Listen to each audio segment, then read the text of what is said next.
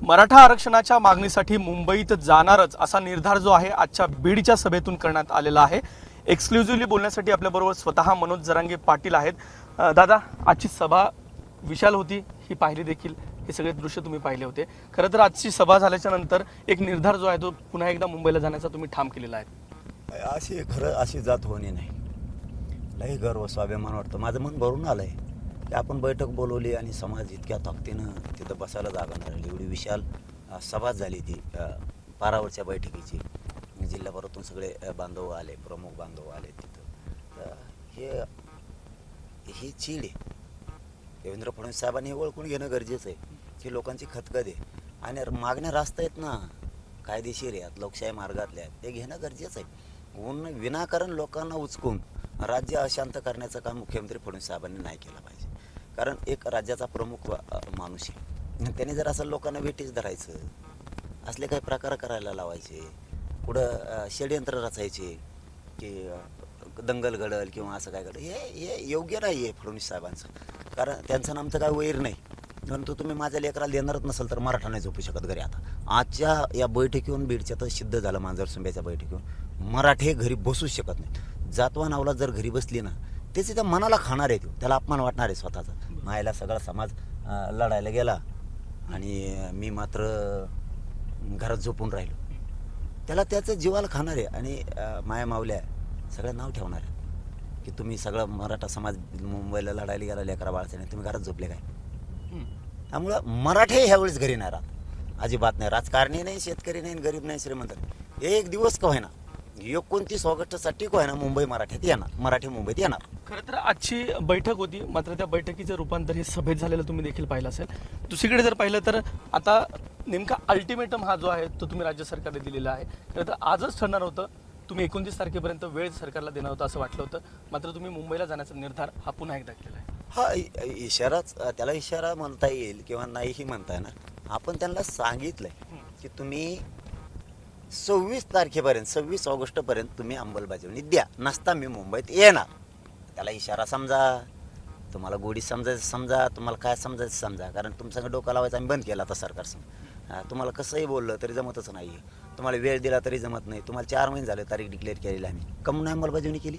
2 महिने झाले देवेंद्र फडणवीस साहेबाला फोन केलेला आहे की आम्हाला तुमच्याशी बोलायचं आहे, घराणं मांडायचं आहे, गरिबाच्या अडचणी समस्या तुम्हाला सांगायच्यात, आम्हाला सांगायच्यात। तुम्ही आमची अंमलबजावणी 26पर्यंत द्या, ऑगस्टपर्यंत। 2 महिन्यापूर्वी सांगितलं फोन करून, आणि आम्हाला मुंबईत यायचंच नाही आहे, तुम्ही द्या। पण नाही दिलं, मला मुंबईत जायला लागणार आहे आणि मी जाणार आहे, आणि मग ते आता ते ठरवतील। आम्ही त्यांना या बैठकीच्या माध्यमातून सांगितलं, आता तुम्ही 26 तारखेच्या आत अंमलबजावणी सगळ्या मागण्यांची द्या, नाही तर मुंबईत येणार आणि मराठी बी येणार, होऊ दे काय व्हायचं हा निर्धार म्हणून। आणि मग किती दिवस मी नाही करू शकत होते, महिना 10 वर्ष 20 वर्ष आंदोलन सारखं, तर पिढ्यान वाटलं होईल ना मराठ्यांचं, मी नाही करू शकत। ते एका वर्षात तुकडा पाडणार तर समाजाच्या कामाला येतं, उपयोगाला येतं। काय उपयोग करायला काय, बार पोरात वाटलं झालं, आरक्षण आलं, काय करायचं त्या आरक्षणाचं योग्य वेळेला त्यांना ते घेता आलं पाहिजे। आता दिवाळीच्या नंतर भारतीयात मारण्याचे पोरांना त्याचं जाता आलं पाहिजे, अधिकारी झालं पाहिजे, पोरगी अधिकारी झाली पाहिजे, कुटुंब सुखी होईल, लेकरं बाळा आनंदी सुखान राहतील। माझी मरमर काय आहे, मी का तर पडतो एवढा, हे मराठा समाजाने ओळखलं। श्रीमंत मराठ्याला वाटतं आपल्या लेकरा बाळासाठी जगतंय, गरीब मराठ्याला वाटतं आपल्या लेकरा बाळासाठी जगतंय, आपले पोरं बाळा मोठं होणार आहेत, लेकरा बाळा सुखी झाले, आपला संसार सुखी झाला, जात सुखी झाली, हे माझापणे मन मी मांडलंय त्यांना, आणि त्यांनाही वाटतं आपल्यासाठी जगतंय। त्यामुळे मराठे ह्या बऱ्यानं तुम्हाला सांगतो खोटं बोलत नाही, कारण काय असतं पत्रकारांना खोटं बोलणं सोपं नाही, मग ते चिरफाड करीत असते त्या गोष्टीची। कारण पत्रकाराला मी कधी खोटं बोलत नाही, आम्हाला साथ दिलेली आहे त्यांनी, म्हणून मी प्रामाणिक सांगतो तुम्हाला, ह्या वेळेस पहिल्यापेक्षा 5 पट मराठी घुसणार आहेत, लईच मराठी येणार आहेत, लई पोरं अशी चवताळलेत। फडणवीस वाटलं करतो, लोकांना कळतं कसं नुकसान करायला लागलं आहे मराठ्यांची, मराठ्यांच्या नेत्याची, मराठ्यांच्या अधिकाऱ्याची, लय हालचाल आहेत मराठीच्या अधिकाऱ्याचे। पण मात्र ज्या फडणवीसांनी 10% आरक्षण दिलं त्याच फडणवीसांच्या विरोधात तुम्ही बोलताय, असा थेट आरोप पुन्हा एकदा छगन भुजबळांनी केलाय। आहे त्याचं काय, त्याला नाही महत्त्व देत मी, ते काय ते वाटोळं करणार आहे, जातीचं वाटोळं करणारा ठेव माणूस आहे, गरिबाचं वाटोळं करतो, ते गरीब ओबीसी मराठ्यांचा त्याने वाद लावला, ते म्हणजे तो नासका माणूस आहे, त्याने ना धनगराला नीट ठेवलं नाही, धनगराला व्यवस्थित ठेवलं नाही, असे प्रकार केलेत त्यांनी। कारण ती माणुसकीचा नाही आहे, ती माणुसकीचा नाही। चला धन्यवाद खूप खूप. मुंबईला चला सगळे.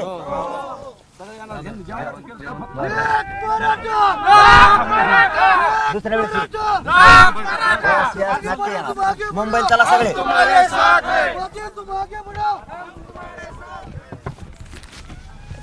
माणूस म्हणजे काय माहिती आहे का की तो कामातला माणूस नाही.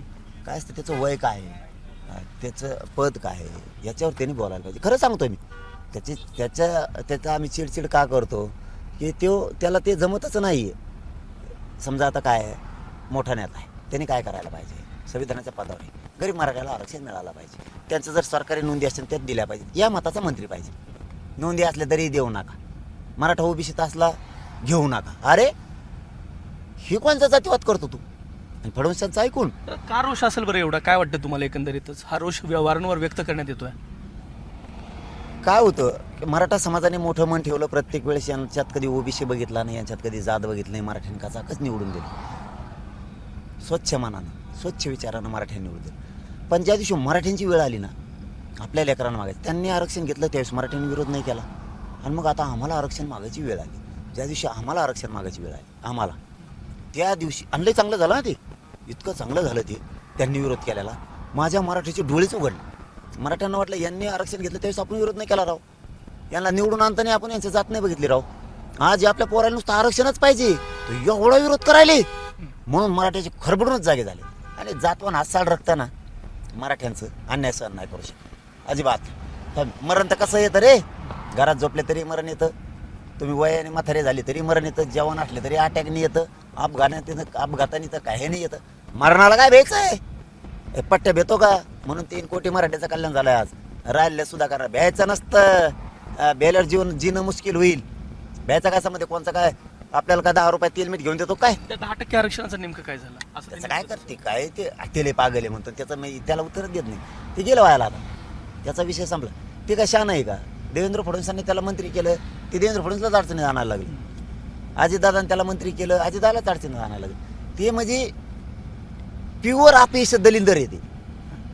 आपिस आहे त्याचं तोंड एकदा बघितलं की सरकार काहीतरी होतं. इतकं आपिस आहे ते, त्याच्यामुळे त्याच्यावर बोलतच नाहीत आम्ही. त्याला त्याने उड्या किती हाणल्या तरी मी आरक्षण देणार आहे मराठ्याला. आणि ओबीसीतच देणार आहे. किती उड्या हाण म्हणतो. काही दिवसांवरती स्थानिक स्वराज्य संस्थांच्या निवडणुका येऊन ठेपलेल्या आहेत. असं असताना राज्यामध्ये मराठा विरुद्ध ओबीसी असा वाद नेमका लावायचा आहे कोणाला? देवेंद्र फडणवीसला दुसरं कोणाला काय घेणं पडलं? आणि ती वाद होत नाही हो. यांनी आधी लय प्रयोग केले ते वाद व्हायचे. आता ओबीसी शाना झाला, गरीब ओबीसी. त्याला काय वाटतं? घर यांच्या नोंदी सापडल्यात ना, त्यांच्या लेकराला दिलं पाहिजे राव. समजा आमचा वावर आहे तुमच्या बांधा शेजारी आणि 7-12 आहे आमच्यावर, लोकांना कळायला लागलं ना त्यात 7-12 आहे बाबा, त्याला दिलं पाहिजे. अन्याय करू नका त्याच्या लेकरावर. असं गरिबांना वाटतंय, गरीब ओबीसीला, की मराठ्यांच्या जर नोंदी सापडल्यात त्यांना आरक्षण दिलं पाहिजे. ते विरोध नाही करत. हे 4-2 टक्कूचे काय असतात हे पाळलेले असतात सत्ताधाऱ्यांनी पदासाठी कायासाठी. मग हे आता बॉम्बला नाही तर मग काय? आमच्या विरोधात जेवढे तुम्ही लढले ना तेवढे जर तुमच्या आरक्षणासाठी लढले असते, तुमच्या जातीसाठी तुम्ही लढले असते, आता ती जात मोठी झाली. तुम्ही वेळ वायाला घातला. म्हणजे तुमचं आमची नाराजी करून ठेवली. तुम्हाला जे पाहिजे होतं ते मिळालं नाही, कारण तुम्ही जातीसाठी लढले नाही. तुमच्या आमची नाराजी विनाकारण घेतली त्यांनी. घेणं देणं इकत भांडण घेणं म्हणते त्याला. हे काम सरकारचं ऐकून केलं त्याने. ते करायला नव्हतं, त्यांच्यासाठी लढायला पाहिजे होतं. मी घेणार आहे हो, कोणी बी आडवं येऊ दे ओबीसीतून. अरे एवढंच वाढणार नाही तर कसे देत नाही बघतो ना मी 29ला. ओबीसीतूनच घेणार. आणि मराठे घरात झोपणार नाही, निघणार. कारण अस्साल खानदानी अवलाद मराठ्यांची लेकरा बाळा शापशिवाय खाऊ शकत नाही. ती घरात नाही झोपू शकत. घरात झोपल्यावर त्याला लाज वाटत ना. सगळं राज्य गेलं मुंबईला लढायला आणि हे घरात झोपलंय. ते गद्दाराच्या आधी जाईल ना मराठा. आणि स्वतःच्या पोराबाळाचं वाटोळं करायला चालला तू. जातीतून उठल ना ते. झोपत नाही कोणी. राजकारणी मराठी, शेतकरी, सगळेच मजूर, नोकरदार सगळे. तुम्ही बघाच आता 29ला तुम्ही बघा मुंबईत तुम्हाला कुठंच उभा राहायला जागा नाही. पहिल्यापेक्षा मुंबईची तारीख तुम्ही जाहीर केली, त्याच्यानंतर लक्ष्मण हाके आणि नवनाथ वाघमारे तुम्ही बघत असाल की त्यांनी दुसरा टप्पा सुरू केला आणि बीड जिल्ह्यामध्ये त्यांनी विशेष लक्ष जे आहे ते केंद्रित केलं. काल तुम्ही त्यांच्या सभा देखील बघितल्या असेल. आपल्याला टाइम नाही ना, आपण कोणाला बघत. पण कोण आहे त्यांचा बोलत? भाषणात देखील आता बघा, मी त्यांना विरोधक मानलं का? मी जर मानलं ना, मी जर मुख्यमंत्री उपमुख्यमंत्री मंत्र्याला सोडित नाही म्हणलं, यांना सोडीन होय. तेवढी धमक आहे मायात. पण आपण त्यांना विरोधक मानलंच नाही. का रोज बांधायला येत आम्ही एकमेकाच्या, रोज चहा पाण्याला येते एकमेका, सुख दुःखात आहे, दारात राहावं लागतं आम्हाला एकमेकाच्या गल्लीत खेळायला बागडायला लागतं आनंदानं, आम्हाला चहाच्या टपरीवर हाटलावर बसायला लागतं, गप्पा मारलं, एकमेकाला 10-5 रुपये देवाणघेवाण करायला लागते, सुखदुःखात वागायला लागतं. मंत्री नाही आहेत, राजकारणी नाही आहेत, म्हणून मी ते वादच होऊ देत नाही. त्यामुळे तेच उठले त्यांच्यातून, ओबीसीतून तेच उठले. ओबीसीला कळून चकलं उगाच फुकट भांडण विकत घेत आहे म्हणे, हे कोणाचं ऐकून इवळत आहे नुसतं, आपल्या जातीसाठी लढणं, त्यांना कुठं आड पडतो, कशाला विकत भांडण घेतो मराठ्याचं, तुला कोणी सांगितलं. आमच्यात ते दुही निर्माण करायचा प्रयत्न करतात, पण ते होतच नाही, कारण मी होऊनच देत नाही आणि मी त्यांना विरोधक मानलंच नाही. ज्या दिवशी मानेन त्याशी बघा. लक्ष्मण हाके यांच्याबाबत एकच प्रश्न शेवटचा आहे की जे काय आतापर्यंत वर्षभराच्या कालावधीमध्ये जवळपास लाखाहून अधिकचे जे प्रमाणपत्र वाटप झालं कुणबीचं, ते बोगस असल्याचा त्यांनी थेट आरोप केला आणि ते रद्द करण्याची देखील मागणी. मी बोगस सांगितलं ना तुम्हाला, मी कोणाला महत्व देत नाही, बोगस लोकांना तर मी विचारितच नाही, बोगस आरक्षण खाणाऱ्याला मी विचारितच नाही, त्यामुळे मी गिनीतच नाही, ती विषय सोडून द्या, गिनीतच नाही. असले किती काय खिशात घालून हिंडत येत पोरण. तर मुंबईची तयारी शेवटी कशी असेल आता, कारण की आता अवघे शेवटचे 4 दिवसच उरलेले आहेत आणि अशामध्ये मागच्या वेळेस मुंबईच्या वेशीवरती थांबवण्यात आलं होतं आणि तिथूनच गुलाल उधळला होता. मात्र आता ह्यावेळेस मराठा समाजाचा निर्धार कसा आहे? आता निर्धार असा आहे की 26 तारखेच्या आत जेवढ्या मागण्यांची अंमलबजावणी तेवढ्यांची मागण्यांची अंमलबजावणी करायची. एकदा जर अंतरवाली सोडली, चर्चा मुंबईत आझाद मैदानला गेल्यावर मधी नाही. कुठेच थांबायचं? एकदा अंतरवाली मी सोडली, चर्चा बंद झाली. मुंबईत आझाद मैदानला गेल्यावर पुन्हा चर्चा सुरू, मधी चर्चा नाही. डायरेक्ट इथं लोकांसमोर 26 तारखेला ऑगस्टला नसता, डायरेक्ट तिथं 29 ऑगस्टला लोकांच्या समोर चर्चा, मधी नाही. गणपतीचं कारण जे आहे ते सांगितलं तर गणपती हा महाराष्ट्रामध्ये पुन्हाच आपण हे करतो, पण त्याचं कारण जे आहे समोर गणपती बाप्पाला आम्ही मिरवणुका काढीत नाहीत का, मानत नाहीत का?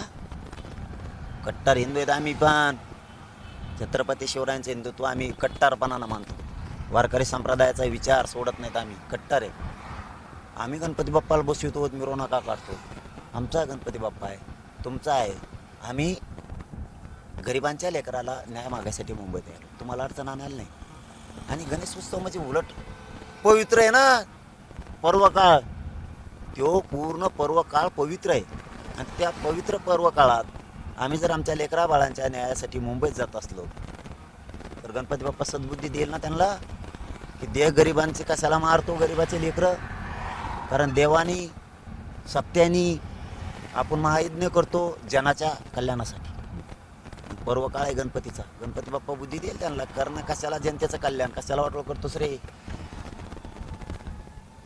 काय आता शेवटचा इशारा राहणार आहे राज्य सरकारला? शेवटचे काही दिवस राहिले, काहीच तुम्हाला सकारात्मक चर्चा होतात? आधी मराठ्याला सांगतो, एकाही मराठ्यांनी घरी थांबायचं नाही, माझी जात हरू द्यायची नाही, लेकरा बाळांचं वाटोळं होऊ द्यायचं नाही. पक्ष फिक्ष खड्ड्यात गेला तेव्हा नंतर जात आधी जिंकायची. जातीवर जर काही संकट आणलं, पोरं तिथं मुंबईला गेलेत, कोणाला काठीनं जरी डवचिलं, सगळ्या मराठ्यांचे, राजकीय पक्षातल्या मराठ्यांनी, गरीब मराठ्यांनी लेकरांचं संरक्षण करायचं, जातीचं रक्षण करायची जबाबदारी तुमच्यावर. नसता आमच्यावरची वेळ गेल्यावर तुमच्यावर जर आली तर आम्ही मराठी कधीच तुमच्या मदतीला येणार नाहीत. हा भाग फायनल. सरकारला सांगतो, फडणवीस साहेबाला विशेष करून 26 तारखेच्या आत अंमलबजावणी द्या, आम्हाला मुंबईला यायचं काही हौस नाही. सगळे आमच्या मागण्यांची अंमलबजावणी देऊन टाका, मुंबईला यायची अजिबात आम्हाला हौस नाही. आम्ही सकारात्मक चर्चा केली तर नक्कीच चर्चा फारच्या नाही, अंमलबजावणीच पाहिजे. चर्चा सकारात्मक करण तुकारामन सकारामन ते जाऊन तिकडे खड्ड्यात. इथं डायरेक्ट अंमलबजावणी आहे का मागणी, तरच यायचं, नाही तर नाही यायचं. चर्चा डायरेक्ट मग मुंबईत गेल्यावर, मध्ये नाही. तुम्ही आता भाषणात देखील सांगितलं ओबीसी मध्ये समावेश करण्यासाठी 23 जातींचा याच्यात समावेश केलेला आहे, न मागता त्यांना आरक्षण दिलं जातं, मग मराठीत चावतात का, असा देखील सवाल तुम्ही केला होता. काय चूक बोलतो मी? याच्या अगोदर 1 वर्षापूर्वी म्हणजे आंदोलन सुरू असताना त्या काळात आम्ही आरक्षण मागतो, आम्हाला दिलं नाही, त्यांनी 16 जाती आरक्षणात घातलं. तेव्हा नाही का गर्दी होती यांच्यात, हे म्हणतात ना आमची लई खोली पक्की फुल झाली, एसटी फुल झाली. आता ते जमतात का 16 जण? ते जमतात? मराठीत काय चावतात काय तुम्हाला का बसतात कुंकड? काय केलं मराठ्याने तुमचं? ते तुला यावलं इवळतं. आमच्या इथंच मारण्याची गरज झाली, मराठे काय घेता? मराठीची एकच जाते. तुम्ही 16 घेतल्या मागं, आणि आत्ता परवा 20-21 तारखेला 29 जाती घेतल्या त्यांनी आरक्षण. म्हणजे तुम्ही असं कसं काय? समिती नाही, काहीच नाही, तुम्ही घेता. मराठ्याने काय केलं तुमचं? म्हणून मराठ्याला चीड आली. आता मराठ्यांना ना त्यांनी डिवचिलं. आता आम्ही त्या 29 जाती घातल्या पण नाही देत तुम्हाला मराठ्याला. आम्ही नाही मोजित मराठ्याला. मराठ्याच्या पोरात आम्हाला वाटोळं करायचं. कोण करतं दादा? देवेंद्र फडणवीस. त्याच्यामुळे मराठी कालपासून परवा 2 दिवसात ही गोष्ट माहीत झाली आम्हाला. असे खवळून उठले दादा की भयानक. तिथे गोव्याला तरच म्हणला परत मी ओबीसाठी लढणार. तिकडून आलो पत्रकारांना नाही म्हणे मी पोलिस बघून घेते. आणि आता त्या 29 जाती घातल्या. मराठी असे चवतळूनच उठले दादा. होऊ दे म्हणतात काय व्हायचं. आरपारची फाईट आहे. विजय घेणार आम्ही. मराठ्यांच्या डोक्यावर गुलाल टाकणार आणि मराठी बी करोडत येणार. मराठी पहिल्यापेक्षा 5 पट येणार. जिंकूनच मराठी माघारी येणार. बघू कोण आडीत आहे ते. नक्कीच. तर मराठा आंदोलक मनोज जरांगे पाटील होते आणि जोपर्यंत मराठा समाजाला ओबीसीतून आरक्षण मिळत नाही तोपर्यंत माघार घेणार नाही असा निर्धार जो आहे तो आज त्यांनी पुन्हा एकदा केलेला आहे. त्यामुळेच आता मुंबईमध्ये गेल्याच्या नंतर सरकार हे कसं सकारात्मक पाहतं हे पाहणं देखील तितकंच महत्त्वाचं असणार आहे. कॅमेरामन धनंजय दारुंडेसह विकास माने, एबीपी माझा, बीड. एबीपी माझा, उघडा डोळे बघा नीट.